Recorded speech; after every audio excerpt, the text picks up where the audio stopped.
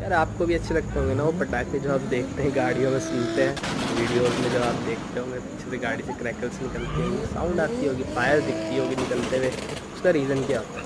उसका सिंपल सा ये रीज़न है कि जब भी कोई हाइपर कार या स्पोर्ट्स कार होती है, उसमें जो एग्जॉस्ट होता है ना, तो क्या होता है जब इंजन कंबस्ट करता है उस केस में, तो वहाँ पे फ्यूल आ जाता है थोड़ा सा एग्जॉस्ट में, वो बहुत ही हाई टेम्परेचर पे होता है। एंड जैसे ही वो कांटेक्ट में आता है with the oxygen outside the exhaust, so catch करता है फायर, और एक बहुत ही प्यारा सा इफेक्ट मिलता है जिसको देख के बहुत मज़ा आता है।